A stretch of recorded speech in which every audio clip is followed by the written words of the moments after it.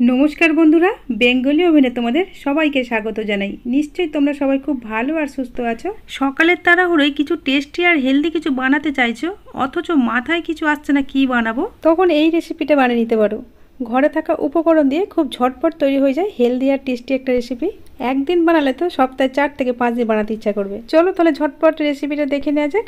তার আগে সব বন্ধুদের কাছে আমার একটা ছোট্ট রিকোয়েস্ট, রেসিপি ভালো লাগলে একটা লাইক করে দিও, আর চ্যানেলে নতুন বন্ধু হয়ে থাকলে চ্যানেলটা সাবস্ক্রাইব করে আমার পাশেই থেকো। প্রথমেই একটা মিক্সিং জারের মধ্যে 1/2 ইঞ্চি আদাকে এইভাবে ছোট ছোট টুকরো করে কেটে নিয়েছি। সাথে দিলাম 2টো কাঁচা লঙ্কা, বাচ্চারা খেলে কাঁচা লঙ্কাটা বাদ দিয়ে দিতে হবে। দিলাম 1/2 চা চামচ গোটা জিরে, আর দিলাম অনেকটা পরিমাণে ধনে পাতা। এই ধনে পাতার পরিবর্তে পালং পাতা বা যে কোনো পাতা দেওয়া যাবে, তবে ধনে পাতা দিলে খেতে কিন্তু ভালো লাগে, কারণ সেন্টটা ভালো আসে। এখন এর মধ্যে দিয়ে দিলাম একটা বড় সাইজের সিদ্ধ করা আলুকে ছোট ছোট টুকরো করে কেটে। এই সিদ্ধ করা আলুর বদলে কিন্তু কাঁচা আলুও দেওয়া যায় যদি হাতে সময় বেশি থাকে। আর এর মধ্যে অল্প একটু জল দিয়ে একটা স্মুথ পেস্ট বানিয়ে নিয়েছি। এই পেস্টটাকে একটা বাটির মধ্যে ঢেলে নিলাম। রেসিপিটাকে চটপটা বানাবার জন্য এর সাথে কিছু মশলা মেশাবো। এর জন্য প্রথমেই দিয়ে দিলাম অল্প একটু হিং, 1 চা চামচ ধনে গুঁড়ো, 1 চা চামচ ভাজা জিরে গুঁড়ো, আর 1/2 চা চামচ চাট মশলা, কিছুটা চিলি ফ্লেক্স দিলাম, আর দিলাম স্বাদ মতো লবণ। এবার এগুলোকে সব একসাথে খুব ভালো করে মিশিয়ে নিতে হবে। খুব ভালো করে মিশিয়ে নিয়েছি মশলাগুলোকে। এবার আমি একটা ছোট বাটি করে 1 বাটি আটা নিয়েছি। এই আটা এবারে অল্প অল্প করে এই পেস্টের মধ্যে দিয়ে আটাটাকে খুব ভালো করে পেস্টের সাথে মিশিয়ে নিতে হবে।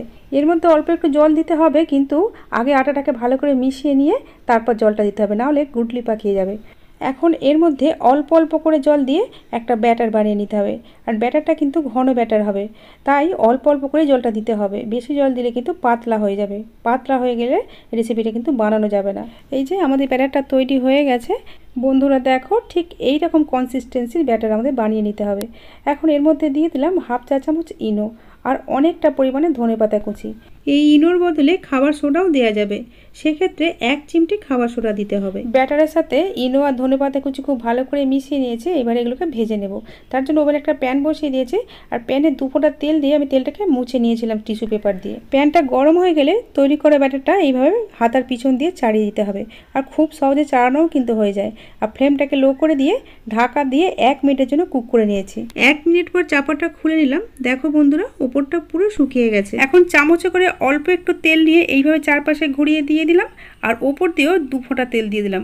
এই তেলটাকে এবারে ব্রাশ দিয়ে পুরো রেসিপিটার চারপাশে এইভাবে চাড়িয়ে দিতে হবে। ফ্লেমটা কিন্তু এখনও লো ফ্লেমেই আছে।